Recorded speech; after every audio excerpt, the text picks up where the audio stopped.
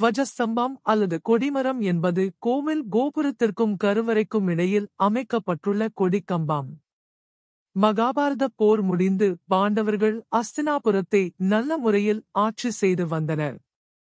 பாண்டவர்களில் மூத்தவரான தருமர் நிறைய தான தர்மங்கள் செய்து வந்தார். ஒரு கட்டத்தில் அவருக்கு, இந்த உலகிலேயே தன்னை விட தானமும் தர்மமும் செய்பவர் எவரும் இருக்க முடியாது என்ற கர்வம் பிறந்தது. அந்த கர்வம் அவருக்கு, தானே உலகில் சிறந்த நீதிமான் என்ற எண்ணத்தையும் வழங்கியது. இதை உணர்ந்த கிருஷ்ணர் தருமரின் கர்வத்தை அகற்றி அவருக்கு பாடம் புகட்ட எண்ணினார். உடனே தருமரிடம் சென்று, நீ ஒரு அசுவமேத யாகம் செய். அது நாட்டுக்கு மேலும் பல நன்மைகளை வழங்கும் என்றார். இதையடுத்து தருமர் அசுவமேத யாகத்தை தொடங்கினார். அசுவமேத யாக குதிரை மற்ற பாண்டவர்களுடன் பாரத தேசத்தை வலம் வரத் தொடங்கியது. பாண்டவர்களின் பராக்கிரமம் அறிந்த பல மன்னர்கள் தருமரின் அதிகாரத்தை ஏற்றுக்கொண்டனர். ஆனால் அசுவமேத யாக குதிரை மணிப்பூர் ராஜ்யத்தை அடைந்தபோது நிலைமை மாறியது. அந்த ராஜ்யத்து அரசனின் பெயர் மயூரத்வஜன். அவன் சிறந்த கிருஷ்ண பக்தன் ஆவான். அவனுக்கு அசுவமேத யாக குதிரை கிருஷ்ணர் ஆதரவை பெற்ற பாண்டவர்களுடையது என்பது நன்கு தெரியும்.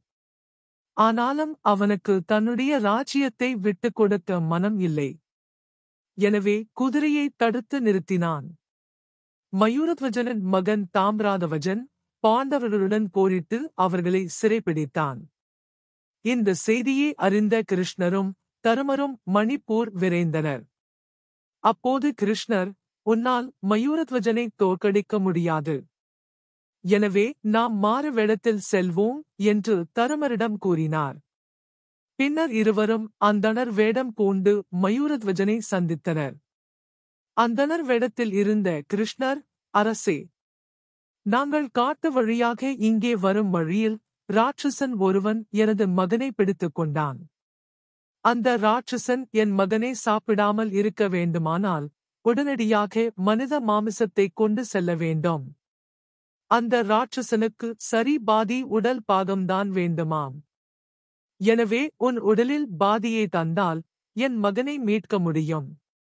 அதோடு உன் உடலை உன் மனைவியும் மகனும்தான் வெட்ட வேண்டும் என்றார். மயூரத்வஜனும் அதற்கு சம்மதம் தெரிவித்தான். அப்போது அவன் கண்களில் இருந்து கண்ணீர் வழிந்தது. அதைக் கண்ட தருமன், கண்ணீருடன் தரப்படும் தானம் எங்களுக்கு தேவையில்லை என்றான். அதற்கு மயூரத்வஜன், மன்னிக்க வேண்டும் வேதியர்களே, என்னுடைய உடலின் ஒரு பாகம்தானே பயன்படப் போகிறது. மற்றொரு பாகம் யாருக்கும் பயனின்றி போகப் போகிறதே என்பதை நினைத்துத்தான் என் கண்கள் கலங்கின என்று தெரிவித்தான். அதைக் கேட்டதும் தருமரின் ஆணவம் அழிந்தது. தான் இதுவரை செய்து வந்த தானமும் தர்மமும் இவன் முன்பு ஒன்றும் இல்லை என்று தருமர் நினைத்து வருந்தினார். அப்போது கிருஷ்ணர் தன்னுடைய சுய உருவத்தைக் காட்டி விஸ்வரூபமாக மயூரத்வஜனுக்கு தரிசனம் அளித்தார்.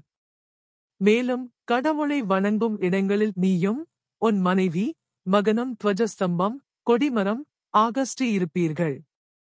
ஆலயத்தில் உள்ள தெய்வத்தை வணங்குவதற்கு முன்பாக அனைவரும் உங்களை வணங்குவார்கள் என்ற வரத்தை அருளினார்.